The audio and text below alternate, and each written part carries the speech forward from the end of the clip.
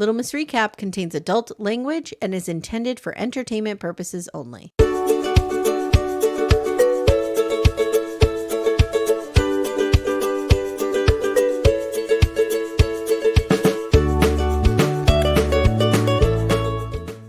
everyone, welcome to Dragonstone.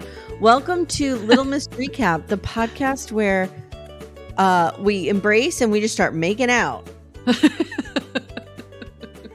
My name's Amy Archer. I'm with my BDF Christine. She's here with me today. I'm on vacation, so I might sound echoey. I'm in a weird spot. Mm-hmm. You're just going to have to deal with that. I don't know what to say. Christine, what'd you think of this episode? It was good. It was good. I think I'm a little tired of seeing Daemon and Harrenhall at this Me too. point. Me too. He needs to go home. But I think I know what they're doing because we'll get there. But I think they broke him. I think he broke this episode. Mm-hmm. But did we need 5 episodes of that? It's a lot, and I think a lot of fans are getting tired of it. Yeah. Yeah. How's your week going? It's fantastic. So I'm in Ocean City, Maryland, and I'm with I'm with one of my daughters and her friend. Mm-hmm. And we're in this tiny little townhouse together, and it's in a real sketch neighborhood, but it's okay. It's all right. It's okay. But what's funny is there's no mirrors in this place. Oh. Which leads me to wonder if it's haunted. In the bathrooms? There's little mirrors over the bathroom sinks. That's it. Okay. There's no mirrors in the bedrooms. No nothing anywhere else. So now my poor mother has to share a bathroom with the teenage girls down there. And she's like, I could just never get in there. They're always in there over the sink, putting on their makeup, doing their hair, doing everything. And she's like, I can never get in there. It's weird though. I never saw a house with almost no mirrors in it. Some people are suspicious of, or superstitious, not suspicious of mirrors. They are. I'm just wondering if it's haunted. Is that? Oh, it's a vampire thing, right? Vampires. I think it's also like an occult type thing. It's I don't really know too much about that, but I've heard my husband is a little superstitious about mirrors for some reason. I have a giant one in my bedroom, so I don't. Well, I'm not going to ask a follow up on that. No. It's on the wall. Okay, you know what? Let's just not. I have a mirror over my dresser. That was my So my gram quit school in 9th grade to go get a job because she wanted so desperately to work. I'm like, okay. And the first thing she bought was a mirror for her mother, and I have that mirror. And it's like a little round mirror. It is my absolute prized possession. Excuse me as I swat away flies that are trying to attack me. It's my absolute prized possession, my mirror. So I'm into mirrors. Nice. I don't know. I have a lot of them in my house. Yeah, mine's kind of like old school looking. It's very cute. So yeah. Okay. All right. Are we ready to talk about this? Yes. Okay, guys, this is House of Dragon, Season 2, Episode 6, Smallfolk. And as usual, Christine will be our Daemon correspondent, reporting from Harrenhall. Okay. Again. So let's start with, and I did not have time to do a lot of research like I normally do on terms and people that I don't know. So, I mean, just send your hate mail to littlemissrecap@gmail.com. I don't know what to tell you. I'm sorry. Okay. So just out in the world somewhere is the location for this scene. Yes.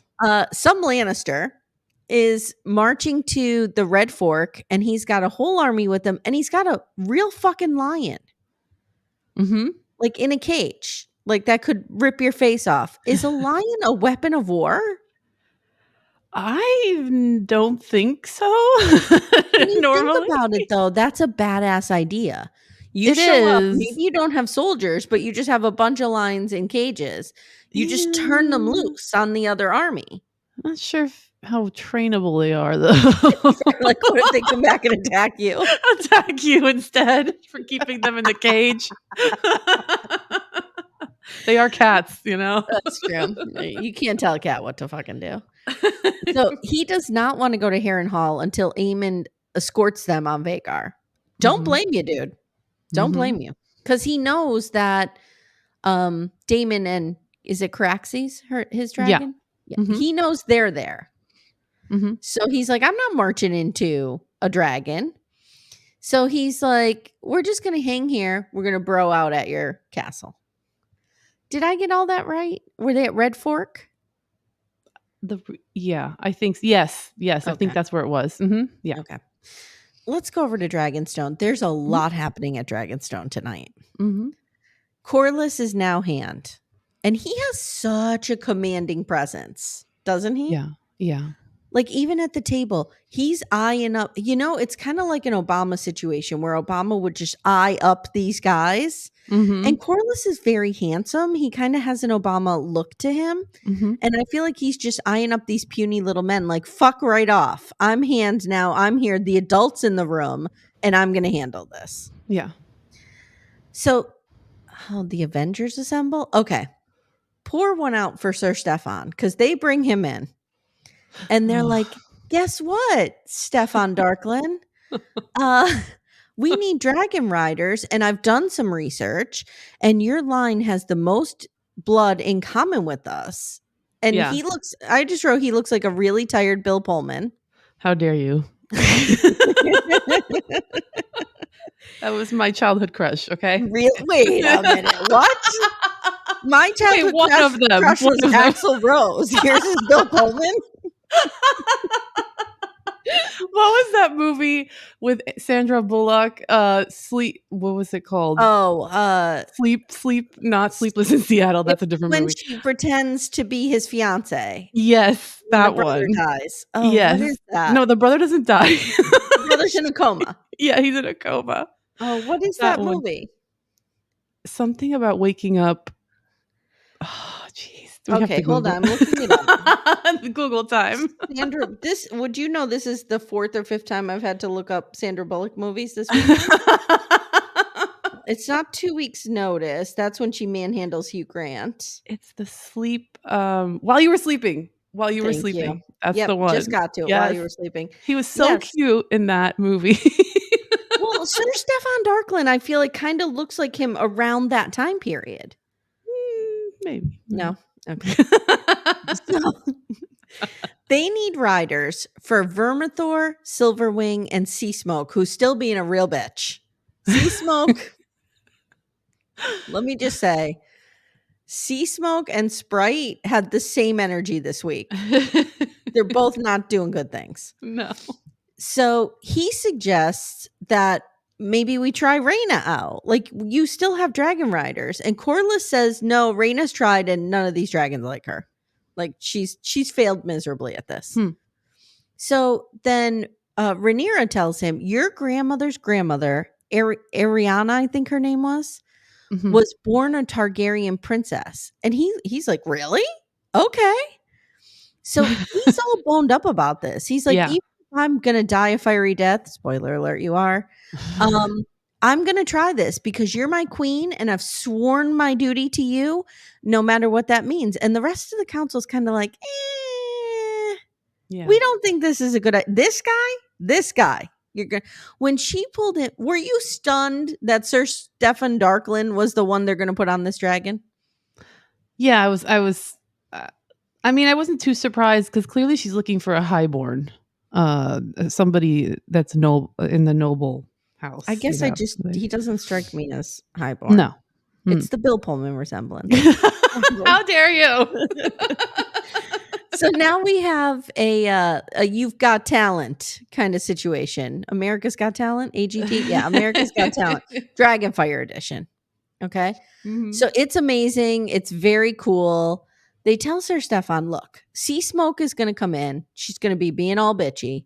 You need to dominate this dragon. You need to walk towards the dragon like you're not scared, like you're not a weirdo. But this dude can't handle it. And he's like tiptoeing and he's like, like just creeping towards Seasmoke. And Seasmoke lights him the fuck up. She's like, you're dead, dude. Lights. Now, Seasmoke lights up 2 people. Yeah. Broke down Bill Pullman and a helper. The helper was smart enough to, like, when they're on fire, slit their own throat so they don't have to suffer the fire. Where Rhaenyra and Jace just kind of watch Sir Stefan just burn to death. And they're not even trying to help him. Like, Jace, you can't go over there and unsheath your sword and just take care of this. Oh. They just watch him roll around and burn. Just roll around. And Seasmoke's like, I'm out. You're giving me this guy? Forget it. So now we see Rhaenyra is all worked up over this. And some dude is chasing after her. And he's like, Seasmoke has run away from home. And we have pissed her off. Is Seasmoke a girl or a boy? Or a them? I think it's a girl. I don't know. I think it's a girl. You know what? I'm going to not misgender Seasmoke. And I'm going to say they're non-binary. Yes, and just call them that. Okay. So they're like, Seasmoke ran away from home. We've pissed them off. Yeah. And he's like, also, by the way, I told you this was a bad idea. Like, I was against it from the get-go. She turns around and slaps him across the face. That was great. Loved it. And she says, it is my fault you have forgotten to fear me. I might do this with my daughters. Like, it was solid. It was quick. It was decisive. You got to follow it up with that exact same line, though. Yeah, exactly. You have a kid. You should do this to your daughter. Not yet. She still fears you. She's. Oh yeah. Yeah. Okay. So she's like what, 6? 6. Yeah. Yeah. Okay. You have 10 years yet. So later, Mysaria comes in and she's like, "Look, I know you're real down about this whole dragon, Seasmoke burning everything to the ground." But it was worth the risk. Like, it's okay. And Rhaenyra's like, you're right. I'm going to start looking for other people. And she says, Mysaria says, by the way, our plan is working in King's Landing. Like, we're all set up. And all we have to do is strike the match. Yeah. So later, Jace and Rhaenyra are talking on a balcony. And he's like, why are you hitting old men, Mom? What's going on? Like, you smacked this dude in front of the entire household and everybody's talking about it. And she's like, I'm just tired of being protected. I am a shield and I am a sword. And she's like, I don't want to be a princess. And Jace says, you know who we need to win this? We need Daemon. And she's like, I am so fucking sick of hearing the word Daemon. And just as she's going off about this, Mysaria creeps up. She's creeping at all times. She creeps up and she's like, the deed is done. And she says it right in front of Jace. Dude, why are you saying this right in front of other people? Yeah. So gift. Weird. It's a gift. The gift has been sent, I think. Yeah, like the gift has been delivered or something. Like, stop. Shh. Ixnay on the iftgay. So then the gift that we see is a bunch of boats. This was really cool. A bunch of boats like floating into Blackwater Bay, and they're unmanned, which how do you get a boat to float? Thank unmanned? You. That's what I was thinking too. I told my husband, I looked at him like, how is that possible? So the only way I could think it's possible is if they do it at high tide, which it looks like they did. They knew where the wind was blowing. Right. You have to take them a certain amount of way. And then just kind of push them on their own. Whoop. Yeah, but it was a lot. Like, there was a lot of them. There looked like there was probably a dozen, at least. At least, yeah. Yeah. So there's some dudes chilling out on the beach, and they see these boats, and they have Rhaenyra's banners on them, and they're full of food. And what do the people need right now? They need some goddamn food. Yeah, they're starving. Okay, let's go to Daemon. What's he up to? Daemon. So it was a little light on Daemon this episode. The haunting of Harrenhall is they're calling it. So Uncle Husband is once again tripping balls. He's this time in the throne room facing his brother Viserys, who says to him, Brother, did you say the heir for a day? Referring to, I believe, his it was a stillborn child, right? Baby. Yep. Yeah. And Viserys is angry and telling Daemon that his family had just been destroyed. And instead of being there by his side, he was laughing at him with the whores and lick spittles. So I have a question for you because I just rewatched this episode of season 1. Okay. And I am pretty sure that was verbatim the speech that he gave him that day in the throne room. Yeah. So it appears that this is a memory. Yeah. And where Viserys admonishes Daemon and exiles him off to Runestone with his wife at that time, which was Rhaenyra, right? Yeah. It was Rhaenyra, yeah. No. Was it? Wasn't it the other woman that he killed? Oh gosh. Who had an unfortunate fall off the horse? No, I think it was Rhaenyra because remember they went off and they were living like so what happened with him is I think he was sent away to his wife, and he goes to the wife and he kills her. Oh. And then he takes Mysaria as his wife, like tries to. And he says that she's pregnant. Oh, yes. He tells Rhaenyra that Mysaria is pregnant and stuff, and she's really not. And then he ends up running away, and that's when he runs away with Rhaenyra, and they have their family. Okay, got it. Yeah, it's been a while since I watched season 1. I just watched it. Yeah. So Daemon is visibly distraught and unable to open the doors of the throne room, like to get out. He then awakens once again in the dining room, as I like to call it, Harrenhall, where he finds my favorite sassy character, Sir Simon Strong, again. He grabs him by the collar and angrily asks him if Strong is mocking him. Sir Strong tells him that perhaps he isn't getting enough sleep. Daemon is still enraged, and he starts to question if Strong is the culprit tampering with his peace. He pulls out a knife. He pulls a nice knife out on him, threatening Sir Simon Strong and accusing him of possibly still being in cahoots with the Hightowers or his nephew Larys. Yeah, this is some real, like, you're getting a 1-star review on Airbnb energy here. You invited me here. This is not what the description said was going to happen. I can't sleep. No. Strong is adamant that he is not behind it. Sir Simon then begins to, he then starts to like weirdly shush him to calm down. Did you notice that? That was so weird. Yeah. That Daemon was weird. is freaking out and he's just going, shh. Okay. There's nothing creepier than when you're like having a real reaction to something and somebody else is just going, shh. Yeah. Okay, I feel like that'd make me angrier. We want to like pummel them to death. Yes. Dragonfire. I think he was still like in a daze, kind of like in a just a certain state, and he was trying to bring him back down. I don't know. It was interesting. Daemon backs away, telling him to stop watching me. This was pretty funny. When he tells him to stop watching him, Simon Strong kind of just turns his head away very carefully. Like he's not looking at him. Like, okay, let me just turn my head so I don't get killed. Daemon tells oh wait, I'm skipping here. Oh my gosh. Okay.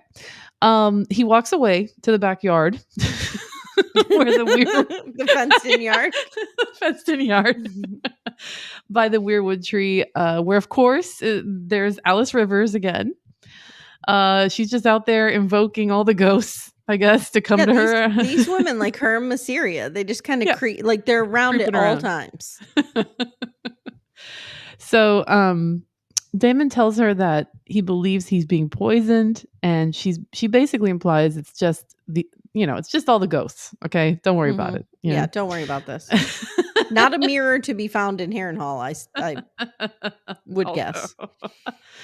He tells her to hell with the ghosts, the curses, the weirwood bed. He is over it. Okay, he's done. Alice stays thought at first that he was leaving.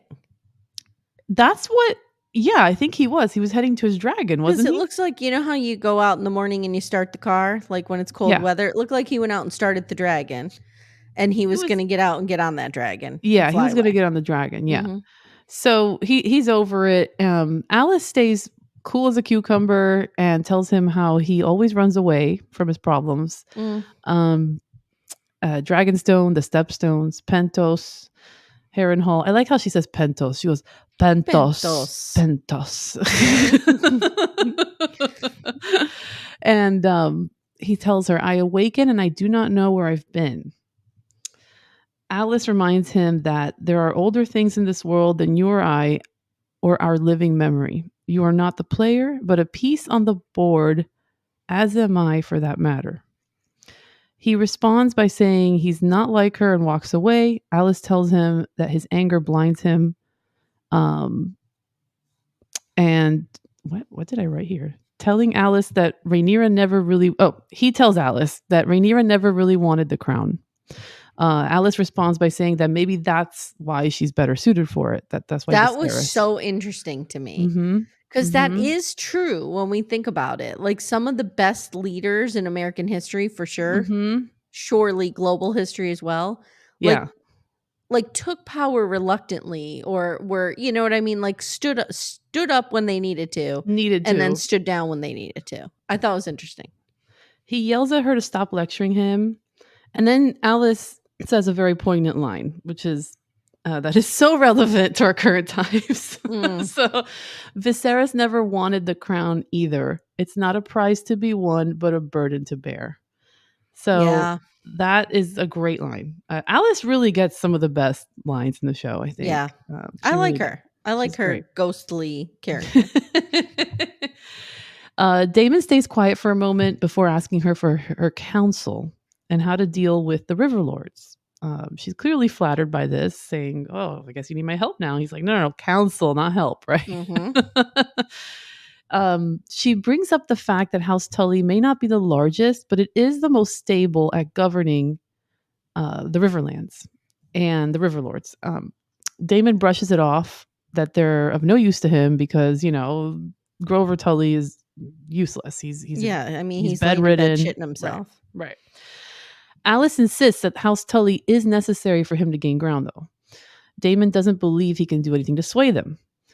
Alice then assures him that he's basically useless. Like, she agrees with him. Yeah, you're not going to be able to do anything, but she's implying, I think I can. I know. And then she just mysteriously summons an owl to her and just starts feeding it. So okay, my husband at this point goes to me, I kind of want a pet owl. My fear of birds. I was like, I will move out. If you move an owl in, I will move out. Maybe that's what he wants. I don't know, but I don't want an owl. Not in my house. No, I don't think so. No, they're creepy. One of my very good friends, another Amy, is obsessed with owls, and she would terrorize me all the time with owl paraphernalia. No. I just I had an ex, like not an ex-boyfriend, but someone I used to hook up with when I was younger. And we'd go to his dad's house, and I looked around and there was walls of little owl like collectibles and statues and stuff everywhere. And he was like, yeah, my dad really loves owls. Okay. All right. Well, see, I could get that way about things. I have, like, believe it or not, I'm very dramatic and I take everything to the extreme. I know that you would never think that of me. But so, like, when I collect something, I collect something. So I could get the owl. If I was into owls, I would have a wall of them. It was a lot. Anyways. I would, you know what I would do? I would take one of those little owl figurines and be putting hidden cameras in them. Oh my God. Just to spy on people. So he asks her for his help again, for her help. He asks for help again. Alice then tells him to do nothing now. In 3 days' time, the winds will shift. She then walks away mysteriously with her owl. So it had a real Harry Potter feel to it, didn't it? It really did. It really did. It really did. So the next Daemon scene is more visions or memories. Daemon watches as his brother Viserys cries over the body of his beloved wife in the crypt. He comforts and holds him as he cries. Daemon tells Viserys he's sorry, that he needed him, but he's here now. That was so interesting to me. Very emotional, yeah. Because I think this is what Harrenhall, if we're going to make Harrenhall a character, was trying to do to Daemon. I think they had to break him. Yeah. And then he had to, like, okay, now we have a moment of vulnerability from him. There's a lot, I'll touch on it again, but there are a lot of points of vulnerability in the show between different characters. This is one of them. Daemon then comes to again at the dining table, awakened again by Sir Simon Strong. We need Sir Simon Strong cam. Like, we need to see what is he seeing. His point of view. Yeah. You know what I mean? Like the Big Brother feed in the Big Brother house. Like, we need Sir Simon, Harrenhall cam. Just all the time. So he comes with the news that Lord Grover Tully has passed away, and young Oscar Tully is now Lord Paramount of the Riverlands. Did you notice that that 10-year-old kid? Yes, the 12-year-old. Did you notice their names? Grover, Oscar, and what's the other? He did that on purpose. He did that on purpose. Yeah. Which is kind of cool. So Daemon asks him about the manner of his passing. Strong tells him that, well, he's been pretty sick, as you know, and no one was able to heal him. However, Alice Rivers did volunteer her renowned skills, but I guess it didn't work, So, shrug. Daemon's like, hey. He's like, okay, well. So I'm wondering now, has it been 3 days later? I know, like, has he been in a delusional state? We don't know. We don't know. So he's happy about this news, and he begins to sob at the table. Yeah. So. He's a changed man. Yeah. Because when have we seen Daemon sob before? Never. I don't think, no. Yeah. Even when his wife died, and This is interesting. And just from a writing standpoint, like, okay, so this clearly signals a change in the character's demeanor, the character's motives and actions. Like, how does this now translate to what's going to happen? He really loved his brother. Fight for Rhaenyra.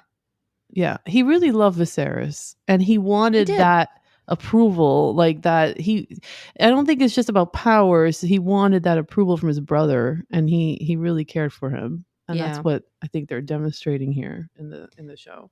Yeah, but like, if he had this change of heart, this softening towards Viserys, does this now mean he will respect Viserys's choice? Yeah. We'll okay. See. Well, you know who's not crying and who's not happy? Aemon. So we pick up on Aemon and the small council, and he is pissed that the Lannister that I mentioned in the beginning has the nerve to like summon Aemon to escort him to the Riverlands with Vhagar. And he says, I am not, I am the Prince Regent. I am not to be ordered around. And he says, can't the fucking Lannisters like march from the Tooth to Harrenhal by themselves? Do they need me to hold their hand? And one of the council guys is like, they're scared of Daemon and Caraxes, but Aemon doesn't care. It's like, I don't really care. So he instructs Tywin Lannister to make an alliance with the Triarchy. So the Triarchy are the people who have the barricade in place, correct? Yes. And weren't they also the people that Daemon fought at the Stepstones? Yes, I believe so, yeah. So my notes say Thailand, but it's Thailand. Yeah, Thailand. Have it like the country. Says they are just free people. Like, they're like captains and pirates, and they're nothing more than like, just murderers and looters, basically. Right. And he's like, they're dangerous, dude. We can't make an alliance with them and like invite them into our city. Are you an idiot? Like, we only use them for a very specific purpose because they're crazy. Yeah. And Alicent says, we can't trust the Triarchy, and your father knew this. Yeah. Now we have this very subtle, like, Aemon is talking over Alicent. He's not listening to her. And then somebody says, the Red Kraken waits. Maybe we can offer up the Dowager Queen. So the Red Kraken is Lord Dalton Greyjoy, head of House Greyjoy, and Lord of the Iron Islands. And Alicent is like, I'm not marrying that dude. I know what becomes of his line. I'm not marrying that dude. So Aemond wants Criston Cole. Here's the new plan. Aemond says to Criston Cole, you go challenge Daemon. Head out there. Take your army and go. And Criston Cole's like, I don't think we're ready, dude. But Aemond says, here's what's going to happen. The Lannisters, once they decide to stop fucking off and getting down there, they're going to be hitting him from the west. You'll be hitting him from another angle, and he'll be forced to defend himself on two ends. It's not a bad plan. And Aemond says, and then I'll come in with Vhagar as like I'll be like the encore, right? When everybody's dead, I'll fly in there and, he says, I look for the chance to face my uncle. So Alicent hangs behind after the small council breaks up, and she tries to reason with him, but he fires her, and he basically does like, get back in the kitchen and do your domestic duties. This is a woman who like ran the country. Right. Ran the realm.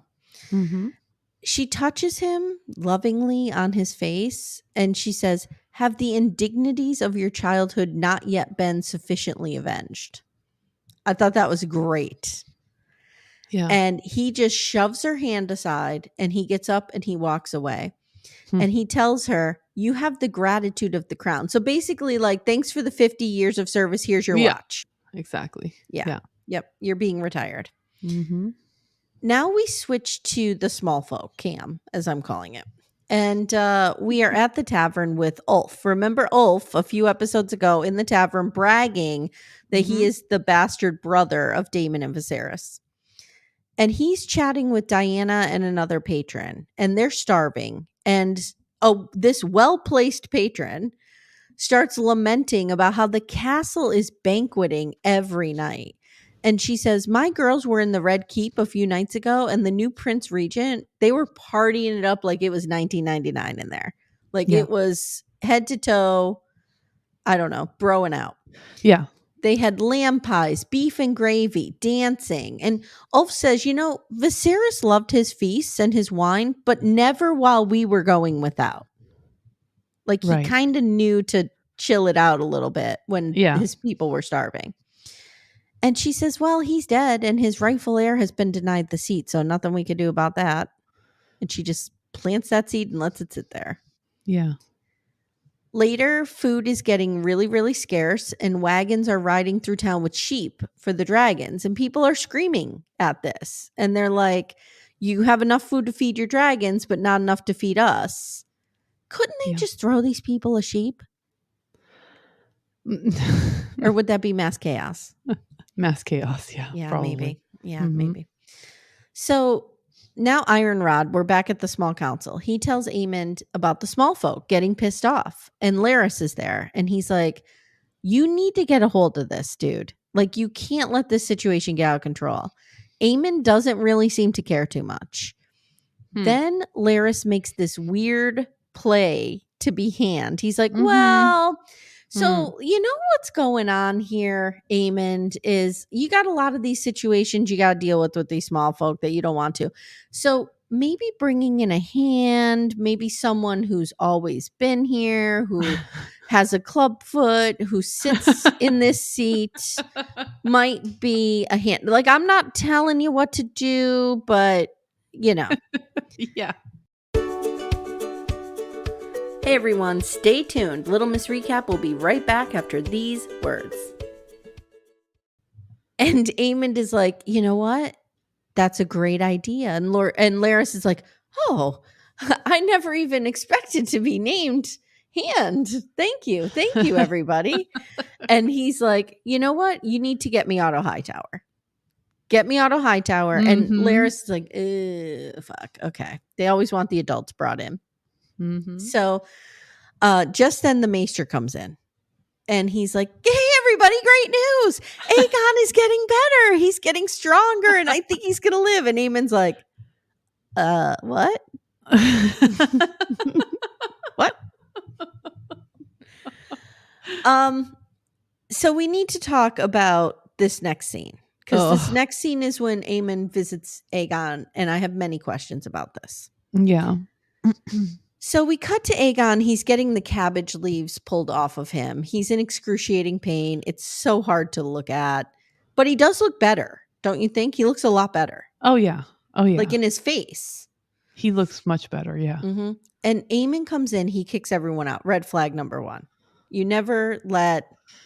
Like, this dude is clearly vying for his seat. Yeah. Don't let him in there. Yeah. That was interesting. But I think because he has the power, he can wield that. Yeah. Yeah. Like, you don't let Ted Cruz go in a room with Donald Trump by himself. No, what's going to happen. I was trying to think of who's a power-hungry grubber. Ted Cruz. So Aemon asks him, what do you remember? And I'm screaming at this point, say nothing, say nothing. Yeah. And he says nothing. Yeah. Now Aemon takes the marble from the small council and he pushes it against his skin. Yeah. And he leans in real tight and he says, you challenged Meleys and it was foolish. Aegon again repeats, I remember nothing. Now Maester interrupts this. Maester Orland, is that his name? He interrupts this. Yeah. And Aemon leaves the marble behind. And I have a question for you. Did he leave the marble behind on purpose or by accident? I think it was on purpose. Yeah, like, let's talk this out. Like, what would be the reason for him leaving? Because at first, my instinct was he left it there on purpose. Okay? Yeah. But then I'm like, but why? What does that do? Whereas if he left it there by accident because he was like interrupted quickly, then that shows whoever discovers the marble later that Aemon was there. That's a good question. It makes me think maybe he's like kind of challenging him in some way. That's kind of what I'm getting from that. Or maybe like, fuck you, I'm king. Here's my marble. Yeah. Like I'm ruling in your place and I'm like banging your wife because we know that's coming. Oh gosh. Mm-hmm. our sister. Mm-hmm. Kind of like our father, but different. Yeah. I don't know. I just didn't know if it was, at first I thought it was on purpose. Now I'm thinking it might have been by accident. I don't know. Yeah. Okay, guys, let us know what you guys think. So Alicent later visits Aegon and he's sleeping. And she says to the Maester, like, what's going on here? I thought you said he was better. And the Maester's like, well, he sleeps like 9 out of 10 hours. Like it's, yeah. But in that 45 minutes of consciousness, he's better. Yeah. And she says, what will he be if he lives? And the Maester's like, I gotta go. Gotta run. So she asks him before he runs out of the room about the ravens being sent to Otto. And he says, there's no word. And then he says, there is a war in the Reach now. House Beesbury is at war, avenging Lord Beesbury's death. So I couldn't remember what happened to Lord Beesbury. So I did look that up. And Kristen Cole had smacked his head off the table in last season and by accident impaled it on something and murdered him right there. Oh, wow. Yeah. So hand fuck boy Kristen Cole is the murderer of Lord Beesbury. So she holds Aegon's hand at this point and she whispers, I'm sorry. Interesting. Yeah. So later Alicent heads outside and she sees Sir Gawain, who is just the biggest tool. This guy, he's an idiot. And she asks him if he's heard from Otto, and he says no. And then they talk about her son, Daeron. Daeron. Yeah. Sorry. Yeah. And Sir Gawain says, she's like, can you tell me about him? And he's like, oh, why he doesn't write to you anymore? She's like, no, he doesn't. So Sir Gawain says, well, he's 10 and 6 and he's stalwart and he's clever and he's adept with his lute and his sword. And he's been banging around his share of women. And then he pauses and then he goes, and he's kind. And she goes, oh, thank God. Thank God. Because his brothers are a fucking nightmare. They're both monsters. And Gawain says, maybe the Red Keep is a bad place to raise children. And then in her moment of vulnerability, she says, was it the court or was it their mother? Yeah. And Gawain says, I'm sure you did your best. And they ride off. What'd you think of this scene?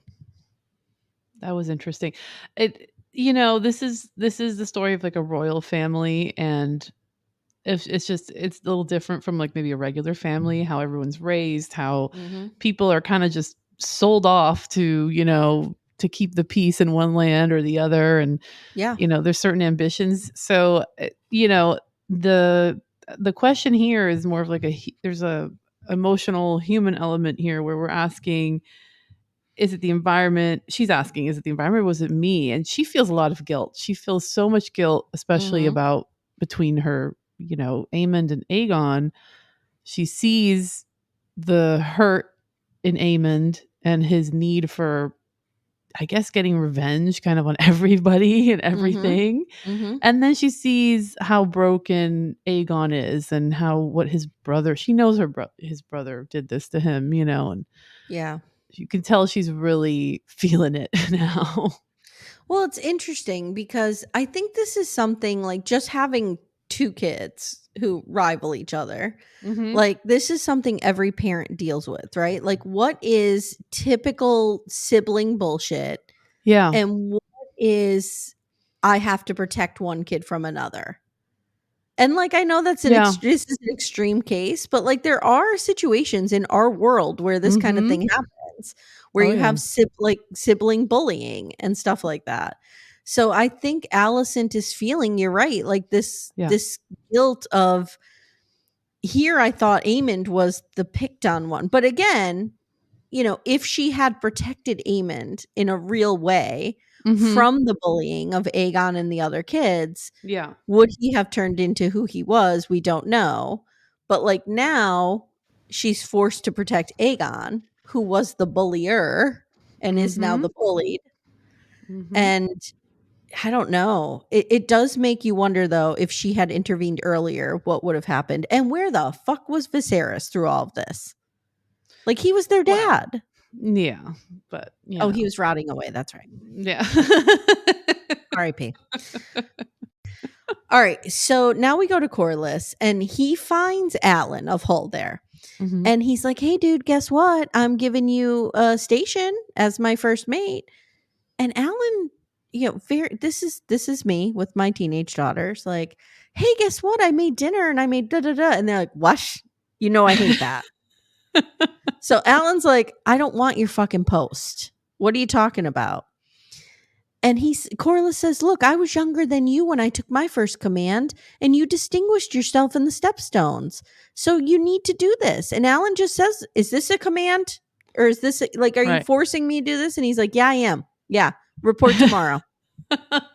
Some real father-son energy here. So later, Milli Vanilli is hanging out with Alan, and he's confused as to why Alan is. And if you guys have to ask me who Milli Vanilli is, you don't know who Milli Vanilli is, because he's there. He is. I think it was Fab, right? Rob is dead. We talked about this. Fab, who's stunning, a stunning man, and this man is also a stunning man. Yeah. He's like, why are you refusing this command? He's like, you saved his life. You deserve to be rewarded for that, dude. And Adam is shaving his head like right down to nothing, which is so interesting to me, because if he is a Valyrian bastard, which he is, he would have the gold hair, right? The white hair. Probably, yeah. Yeah. It's interesting. Although Milli Vanilli doesn't have it. No, but he doesn't. Right. It's possible, yeah.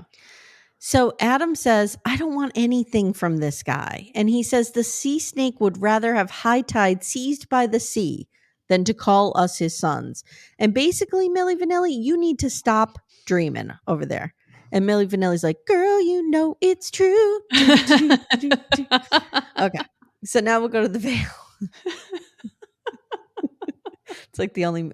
No, what other? Blame it on the rain. I know that one. Yeah, that one. Yeah, yeah. There's a few of them. The songs are actually good. Yeah, it was just a big controversy with them and the lip syncing. I did a whole episode on Milli Vanilli for Gen X. This is why. I'll find it and I'll direct your attention to it. If you're interested in more Milli Vanilli news. All right. So the end scenes. Here we go. Wrapping this episode up here. Alicent and Helena head to the sept. Alicent comes to find Helaena, and she's playing with her crickets.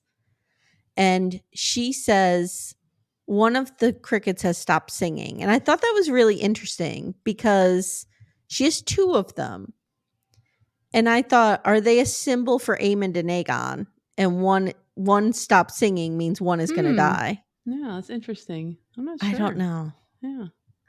And so she's like, let's go light some candles for your husband, brother, Aegon. Remember him? The one you're in love with? And Helena's like, oh, God. All right, whatever. In the town, we see Hugh the Hammer, the blacksmith dude. And he sees a bunch of small folk running in with those bags of food that Rhaenyra had sent on the boats. And he just grabs a random guy, beats the shit out of him, and takes the food. Yeah. Violence is erupting is basically what we're supposed to know here. So the town is getting real scary, and Alicent and Helaena are rushed out of the sept. Some dude comes in, a Kingsguard, and he's like, we got to get you out of here right now. We got to go. Mm-hmm. Guys, pro tip, if you're anywhere and somebody runs in and says, we got to go, we got to go, we got to go, get up and go.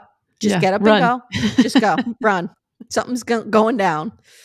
So this is a crazy scene. And like the way the tension built in this scene was unbelievable. It was like the whole street was a mob. It reminded me of the footage that you see out of January 6th. Oh, mm-hmm, right? Like just the mobs of, and you're like, oh my God, what's going to happen? Yeah. And so people are screaming. They're throwing shit at them. They call Alicent the Queen of Fishes, which I'm not really sure what that means. But we did hear earlier from Ulf when he was complaining that they're just eating fish. They have nothing else. So maybe that's what that means. One guy grabs Alicent and a Kingsguard cuts his arm off. Oh, that was crazy. And Alicent is screaming at them to sheath their swords and to stop fighting. It's bad. The Kingsguard are overcome. Some of them are overcome and just beaten in the street. They finally make it out of there. They make it to the carriage. And Alicent is like scratched up on her arm. And you could see she's totally shaken up. Yeah. At the Red Keep inside, Larys visits Aegon. And Aegon is ready to get like his liquid morphine or whatever he's taken, his opium. Milk of the poppy. Yeah. And Larys is like, hold off on that. Yeah. And he kicks everybody out of the room again. Dangerous. Don't do this. Have a Kingsguard standing inside at the door. Yeah. But Larys says to Aegon, this medicine makes your mind cloudy and I need you for this conversation. Mm-hmm. He says, you've already written yourself into legend. You survived Dragonfire. But he says, you will never be... Okay, so I talk about this a lot through the Gen X lens when we talk about things from the 70s and 80s. Mm-hmm. And so on soap operas especially, it was always a thing that if you were handicapped, quote unquote, you were never a whole man. You were not going to be a whole man. Like if you had any kind of impairment, you were not a whole man. Yeah. And Larys gives Aegon a little bit of this. Like, you're never going to run through the fields, just frolicking through the fields, dude. Right. You're lame now. Forget it. Yeah. And then he tells the story about how he came into the world screaming in Harrenhall, which is probably why it's haunted. And he said, oh, did you pick up on this? Larys says that his father blamed somebody in the household staff for putting a curse on him.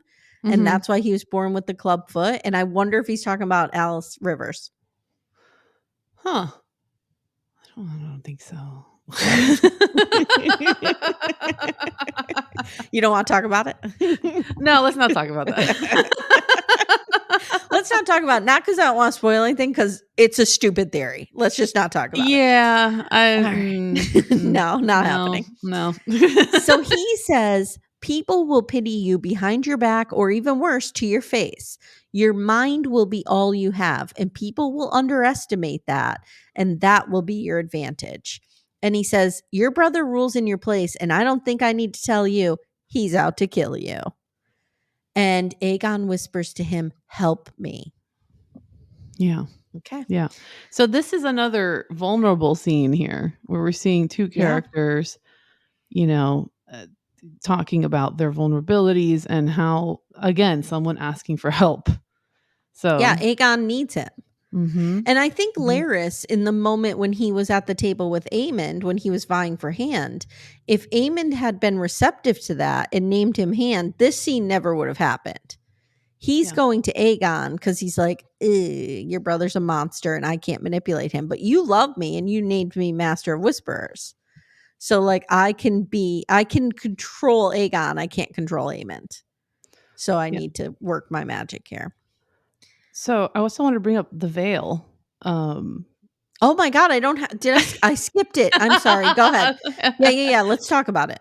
Rhaenyra, yeah. Mm-hmm. Rhaenyra and the veil. Rhaenyra took the kids out for a walk and realized there's a huge area of burned up land and that there's a dragon there. Mm-hmm. And then Jane Eyre, as I call her, Jane Eyre comes in to say, we're able to get you to Pentos. And Rhaenyra's like, there's a dragon here. And Jane Eyre says, there is. Let me just temper, don't go leaving us a bad review on this Airbnb yet. Let me explain. It's just searching further for food.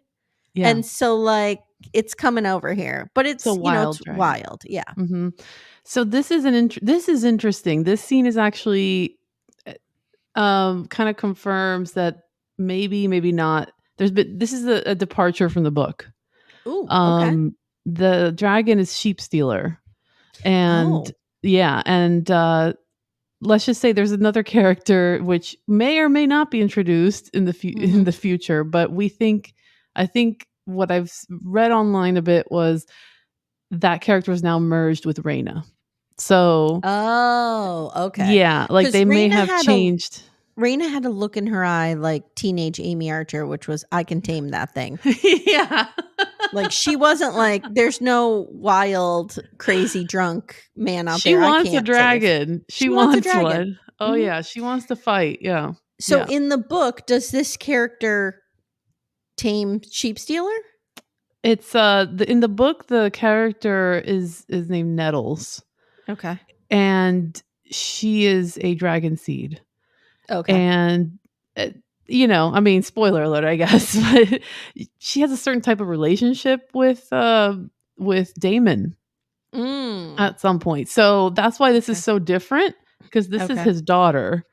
So Rhaenyra's so clearly this is, like I said, this is definitely a departure from the book. So we'll see how this plays out. But clearly it seems like they're setting it up for Rhaenyra to be the rider of this dragon. Okay, interesting. Yeah.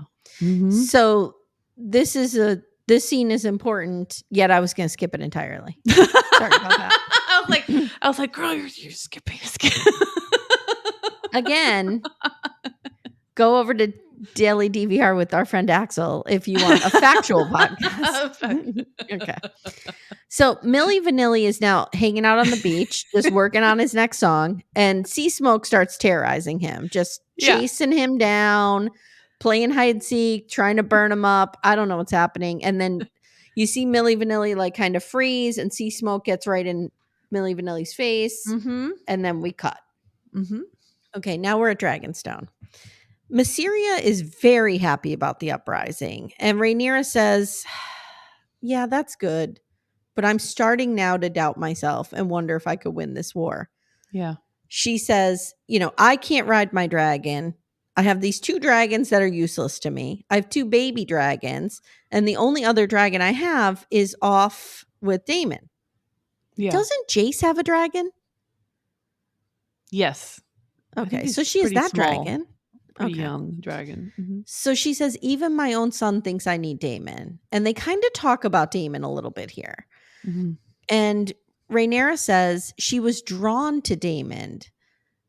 She just was so enthralled by him. Like she just thought he was amazing when she was a young girl. And then she says, he wished to possess me, but not to be possessed. And Mysaria says, he's never been at peace. And then she says, now he is going to see me take hold of what he always believed to be his. And I fear what he may do now. And then Mysaria says, basically, like, I don't think he's going to turn against you, but he's always one to run. Like, he's not going to be here for you, essentially. And she says, Mysaria says, you have me. I'm here. And then she tells us this story. Trigger warning, guys. She tells this story about how her father used to rape her. And once she got pregnant, he tried to have her killed. So she has a scar across her neck. She has a scar somewhere across her belly. And she says that she cannot have children. And I don't know if that scar in the lower area is internal, external. She just said, like, I have a scar down there. Yeah. And she says she cannot bear children. She was left for dead, but she lived. And she swore she would never trust anyone again. But she tells Rhaenyra, you see me as an equal. You treat me as an equal. And I believe you are meant to be queen. Rhaenyra is so moved by this. She runs over and hugs Mysaria. And they start making out. Okay, about 2 seconds into this, I said to Timmy, are they going to make out? That's what I said the same thing to my husband. The chemistry between them is off the charts. My husband's like, I hope so. I mean, it was really something. And I did read an article. I think I want to say they interviewed the writer of the episode or the director who said this was not scripted. Like this was kind of thrown in there last minute because maybe it was Emma Darcy. I think it was Emma Darcy who planned, like, kind of not planned it, but they improvised it. Yeah. Yeah. Emma Darcy thought like the moment was right. The chemistry was right. And it should end in a kiss. So they are making out. And I'm like, yeah, let's watch this. Let's keep watching this. But they're interrupted by Kingsguard, who's like, guess what, guys? Seasmoke has a rider. And then you hear, girl, you know it's true. Ooh, I love you. I'm like, oh my God, this is so amazing. And Rhaenyra's like, who's the rider? Who's the rider? And we can't see. And then we see Seasmoke, who looks like they have been calmed down. They're calm now. And they're just riding around. More chill, And we think we see Milli Vanilli on their back, but we're not 100% sure. That's how it ends. Yeah. So this was an interesting. What's up? No, that she goes directly to her dragon to go. Oh yeah. Flies out to see what's going on. She ignores everybody too. Like she's like, I'm gonna go. I'm going this time. You're not telling me I got to stay in this castle anymore. Well, and you bring up a good point about this being an episode of vulnerabilities because when we think about it, this was a really vulnerable moment for Rhaenyra to be like, you know what? I'm gonna say to Mysaria, I don't think I can win this war. Yeah. And I don't know if that's something that she could have said to Daemon. Yeah. There's something about Mysaria that is non-threatening, that is warm, that is welcoming, that she feels that she can be soft with her. I didn't see, I mean, I'm sure there was sexual tension there, but I felt like this was very like a comforting almost makeout session. Like they were, it was like they desperately needed that contact, you know, that they really haven't experienced much of, that like deep, like kind of love and connection with someone. Yeah, that's a good point. Yeah, I don't know. I didn't see it coming. I didn't pick up on sexual energy from them before. Except that moment. Only in that moment. I was like, holy shit. Yes. Yeah. So strange. So next week on, we see like in the previews that Rhaenyra's on a beach with her dragon screaming at Milli Vanilli. And she's kind of saying to him, like, what are your intentions with my dragon? Yeah. And so then we see her also kind of trying to rally the troops. And she's saying these dragons are going to bring peace, which do you think of nuclear bombs like that? Like they're going to bring peace?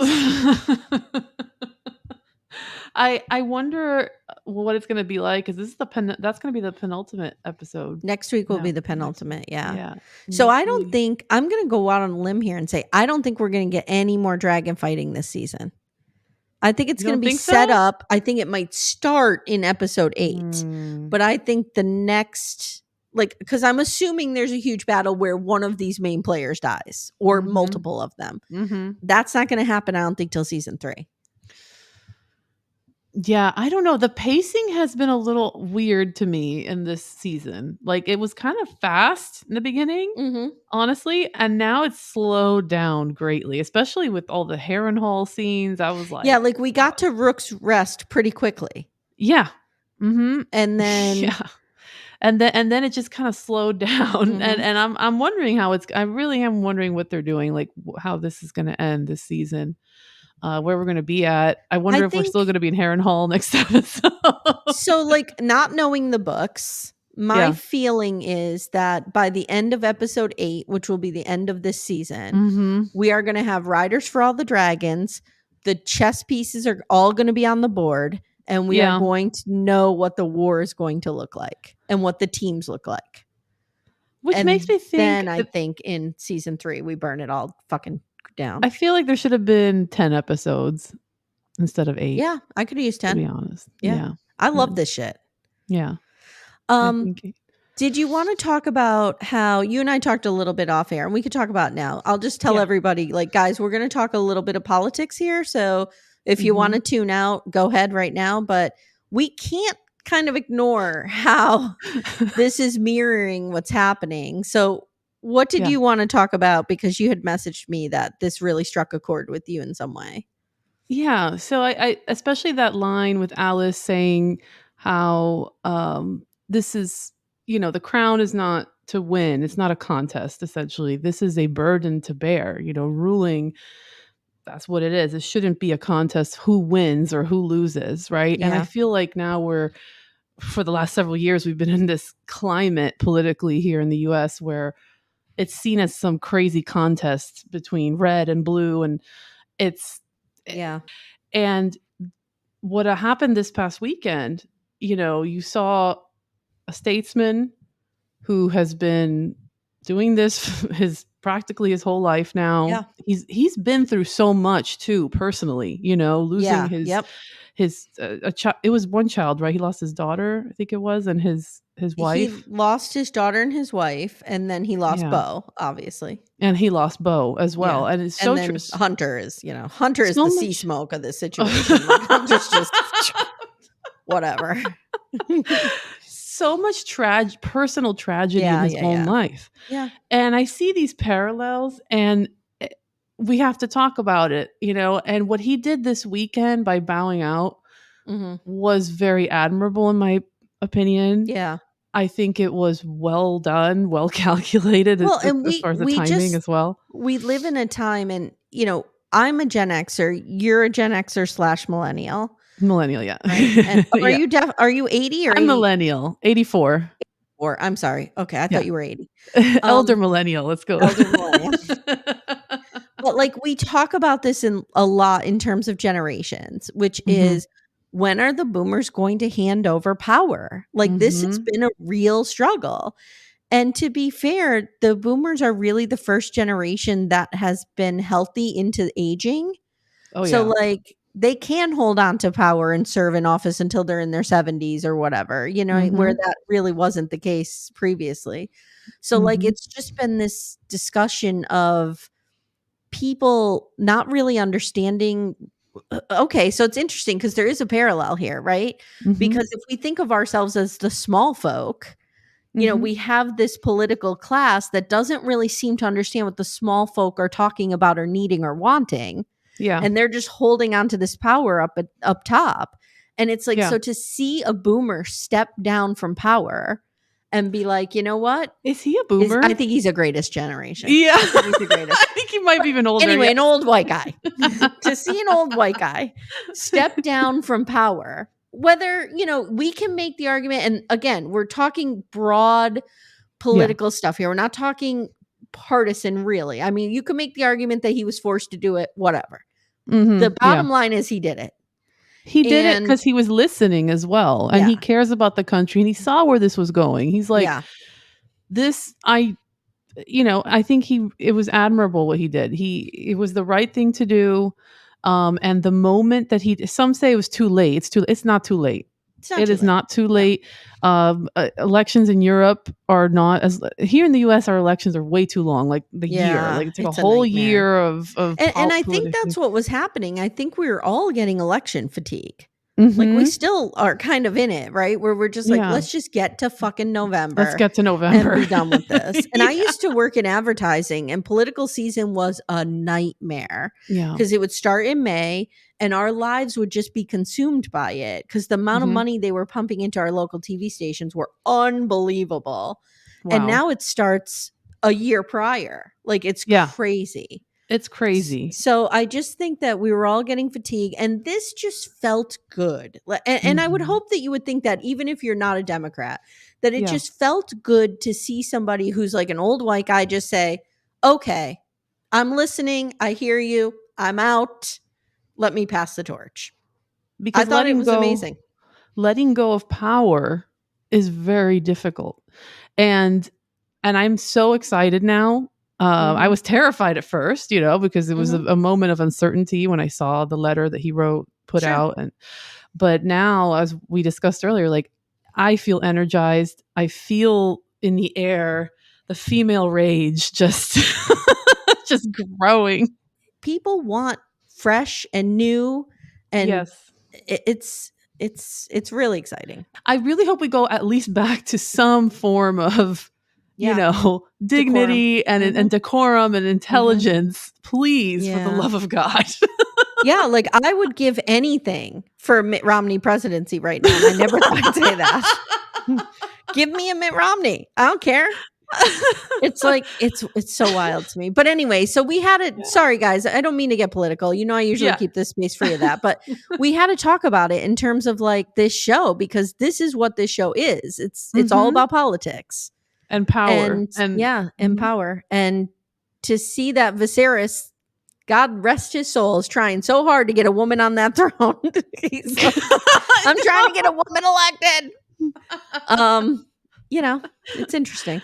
It is. And I really want to just give a message of talk to your neighbors, talk to your friends, even the ones who tell you, I don't like politics. They kind of ignore it and they kind of brush it off. No, talk to them. Tell them about these issues that we're facing and how big it is, and tell them this is real. This is really happening. This is not hyperbole. This is the most important election. We said that last time. This is even more important. I agree. I agree. Especially if you have queer people in your life that you love, and or queer kids, or are queer yourself. Like this could be life or death for them. Like this is extremely important. So we hope you enjoyed this episode. We'll see you here next week. Hopefully we don't have as much Harrenhall stuff. I don't know. Hopefully this comes to an end, but we'll see. Hopefully more action. If you haven't already, please jump in our Facebook group, Backdoor Friends. Hey, guess what? We got a political chat set up in there, because we know it's interesting times and people want to talk about it. But we also know that a lot of people don't want to be bothered with politics. They just want to bury their head in the sand in a good way. I do too. And just live in our reality TV world. And that is a place for you to do that. But, if you want to get in on the chat, that's a side chat that you can voluntarily jump in. Join. Yes. All right, my friend. Thank you. And we'll see you next week. Bye. Bye.